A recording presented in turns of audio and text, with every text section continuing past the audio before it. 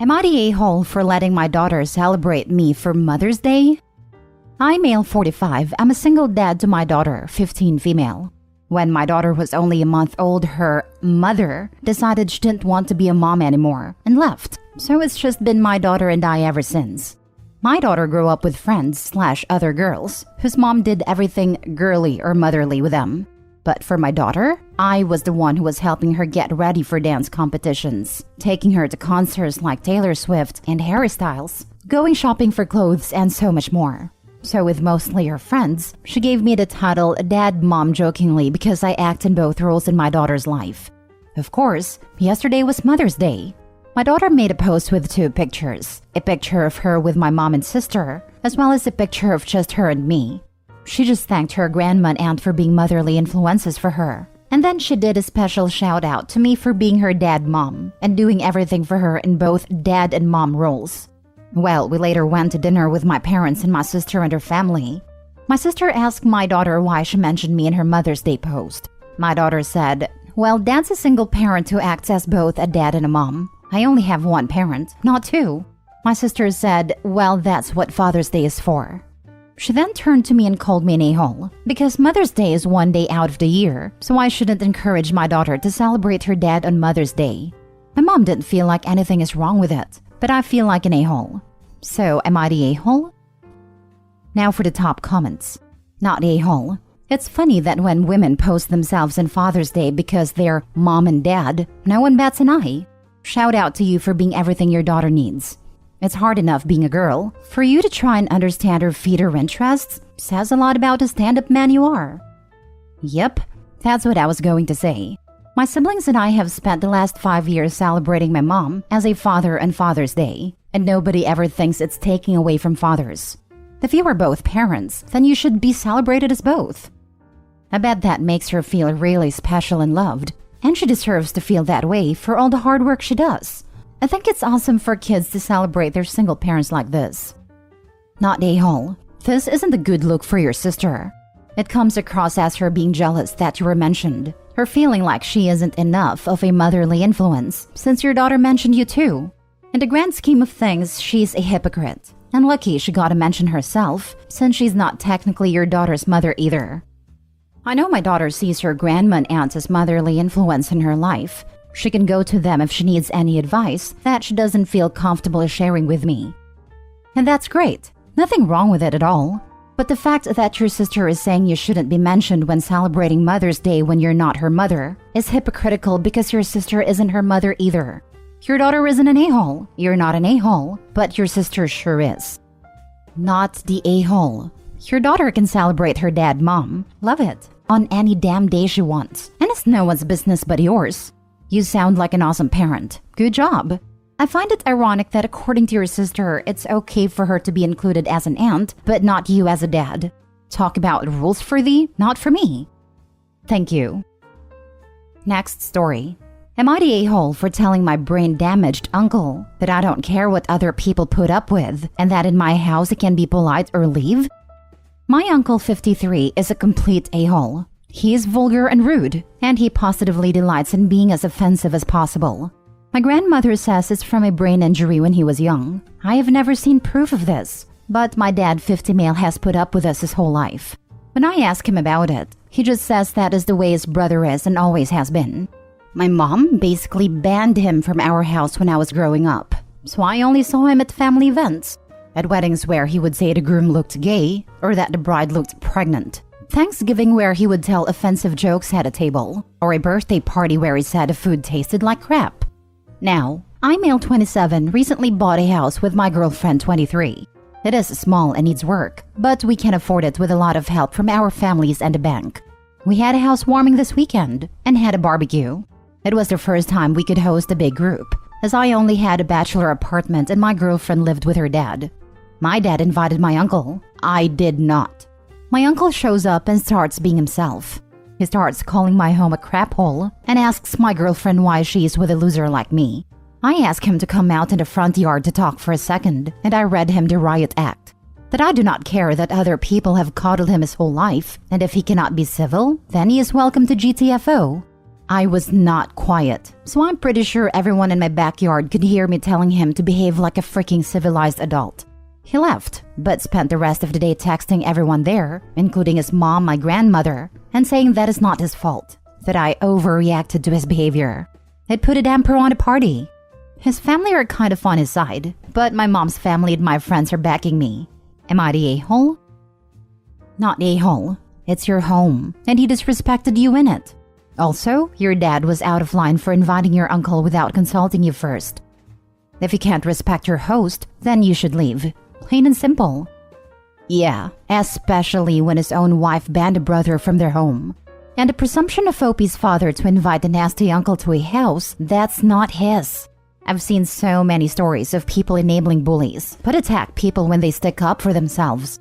Not a-hole, Opie. You need to tell your dad that he won't be welcome in your house if he brings the a-hole uncle. In fact, that goes for all your family. That nasty uncle is never to set foot in your place. Who cares if your family complains? Let them deal with the a-hole uncle, and you could live free of his vitriol.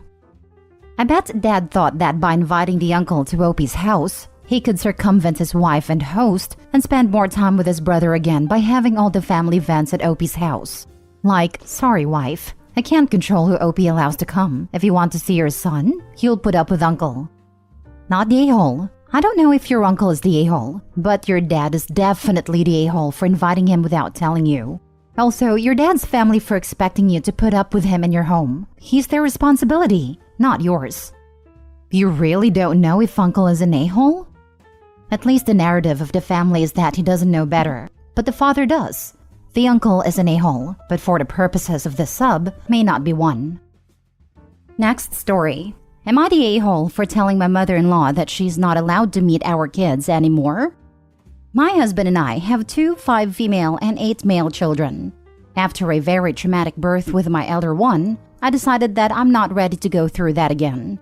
But we still wanted more children, so 5 years ago we adopted. My mother-in-law cares for our family, but she makes her preference for Malcolm more than clear. To begin with, she was absolutely furious hearing that I would not be having another biological child and was instantly disapproving.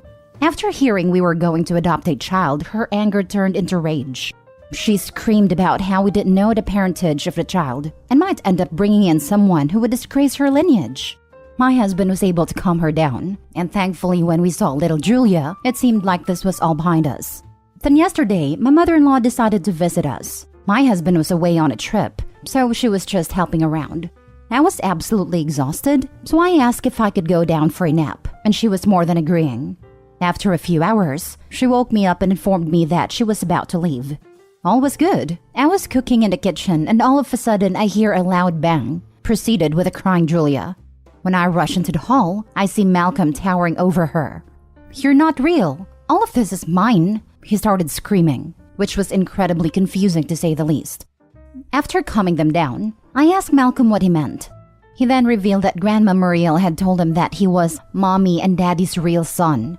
This made me incredibly mad. I asked him what else Grandma has told him, and he told me all about how she had been telling him that Julia wasn't really his sister, and how he should get extra attention for being extra special, how he's always going to be Grandma's favorite grandson, and so much more.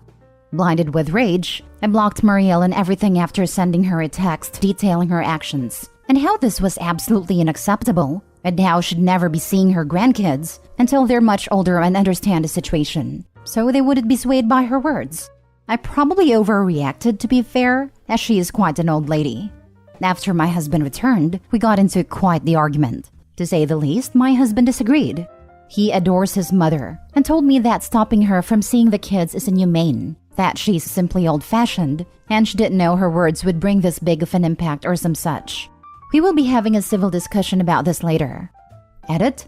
I'm sorry I didn't clarify this earlier, but both Julia and Malcolm know that she is adopted. I've had a conversation with both the children, although I have had it separately with the both of them. I think I might have to have this conversation once again and make sure Julia knows that it doesn't matter whether she's adopted or not. Now for the comments. I need you to understand this. Your husband is saying he will let his mother mistreat your daughter. You have a serious problem in your family, and you need to get into counseling to fix it immediately before he ruins this young girl's life.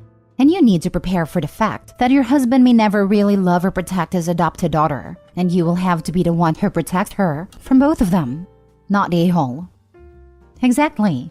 I said in my own comment that he has no business being a parent if he can't keep his mother away from his daughter.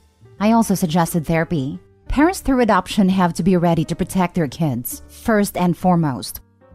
My God, I was horrified when I read that the husband disagreed with her decision because he adores his mom.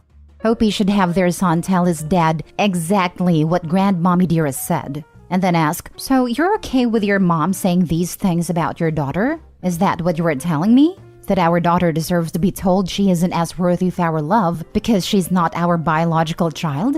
Are you telling me that you love your mom more than Julia? Because that's the only takeaway from you wanting your mother around after the horrible things she said.